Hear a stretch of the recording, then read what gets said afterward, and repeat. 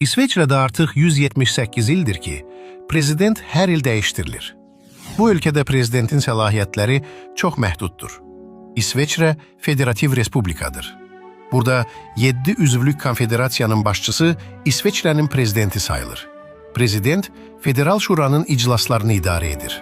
Konfederasiya prezidentinin digər 6 məclis üzvü üzərində heç bir xüsusi səlahiyyəti olmur. Bu o deməkdir ki, heç kim tək başına İsveçrənin başçısı ola bilməz. Belə təsəvvür edin ki, İsveçrənin 7 prezidenti olur. Daha asan formada izah edim. Xalq 4 ildən bir səs verməyə gedib 246 parlament üzvünü seçir. Həmin 246 deputat toplanaraq 7 əsas konfederasiya üzvünü seçir. Həmin 7 şəxs də konfederasiya prezidentini seçir. Sözgedən sistem 1848-ci ildən etibarən saat kimi dəqiq işləyir.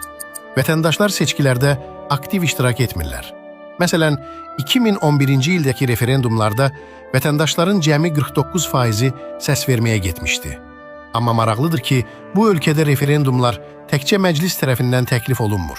Sadə vətəndaşlar da qanuna istədikləri dəyişikliyi təklif edə və referendum tələb edə bilərlər. Əgər hər hansı bir mövzuda vətəndaşlar 100 min imza toplaya bilsələr, istədikləri referendumu keçirə bilərlər. İsveçrə vətəndaşları üçün prezident və deputatlar məşhur şəxs və ya ulduz deyil, sadəcə dövlətin bir işçisidir.